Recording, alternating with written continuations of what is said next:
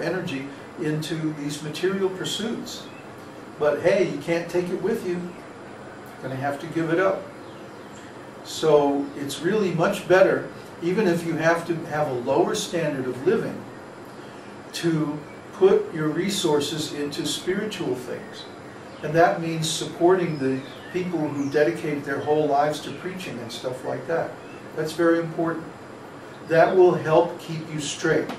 That will help keep you from getting deviated by gross Maya. Now, about subtle Maya, well, that's a lot more difficult to catch and a lot more difficult to uproot. The biggest problem is when you think, well, I'm better than these other guys. I'm better than these other devotees. You know, I really know what I'm talking about. I really understand this whole thing a lot better than them, so I don't have to listen to anybody. Huh? I don't have to, you know, I don't have to participate in the community. I don't have to ask the spiritual master for instruction, because actually I understand everything perfectly, and you know, I don't have any issues. I'm good to go. Watch out when you start thinking like that, because Krishna is going to put you in your place very quickly. He's going to show whatever your deficiencies are. That is, if he is merciful to you. If Krishna withholds his mercy, he'll leave you alone and let you fall down. So the best thing is to always be in devotee association and always be willing to accept suggestions and criticism. We manage our Sangha here by consensus. In other words, I don't take the position of dictator. Maybe, yeah, I might be the spiritual master and I might be giving instruction about spiritual things. But I'm not making all the decisions when it comes to how we manage the ashram, you know, or how we manage the kitchen, or how we get supplies and stuff like that. We do that by consensus. That means everybody sits down and we have a little conference about it. And it happens on an informal basis, you know, but as our group grows, then it may have to become more formalized, have a particular time when we sit down and have Ishtagoshti like that.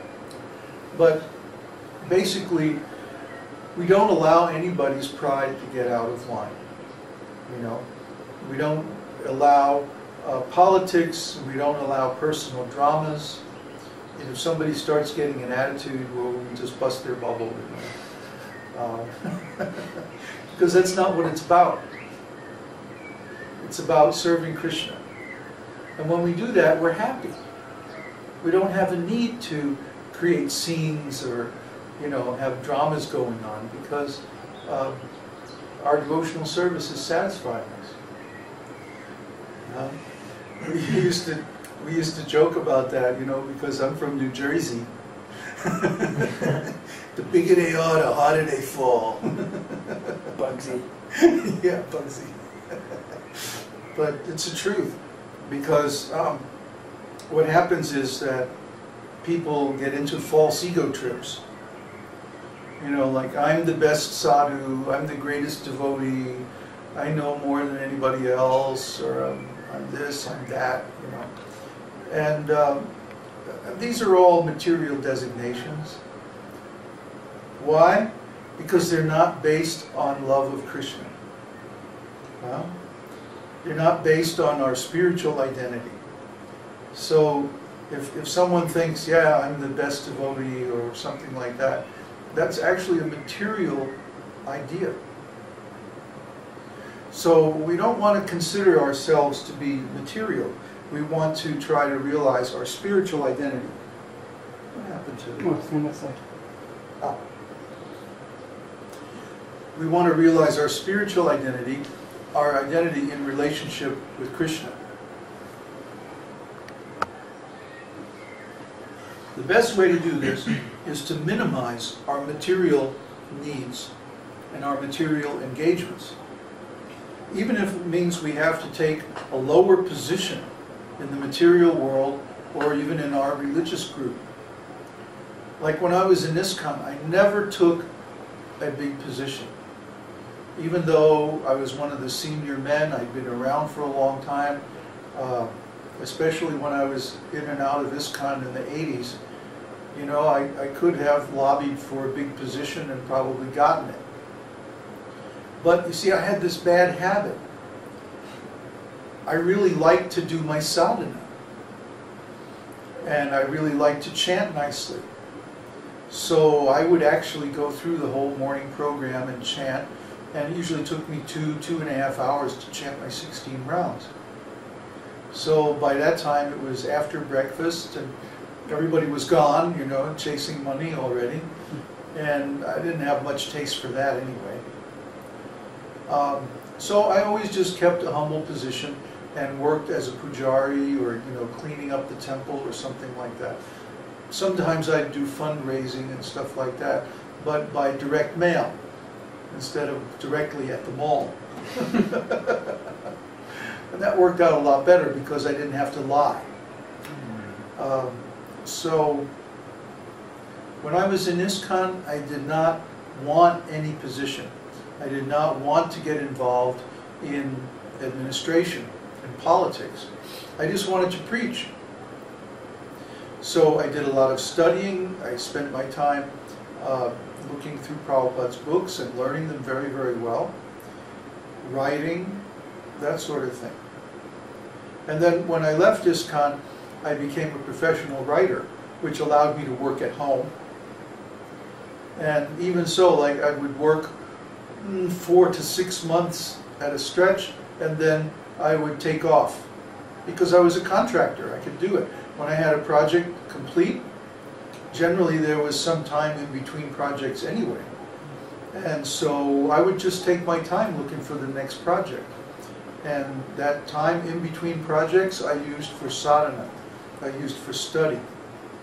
So sometimes I would travel and go to different temples and see different devotees and stuff.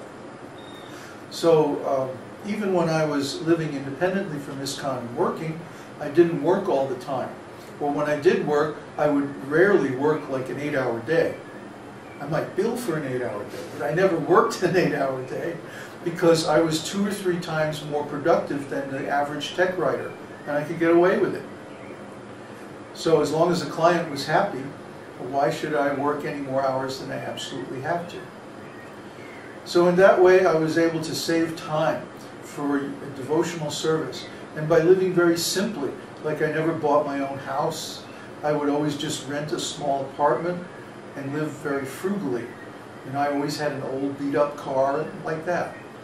And you know, the other people in my business were all pretty much yuppies, and you know, driving Porsches and stuff like this, and they thought, well, they didn't know what to think.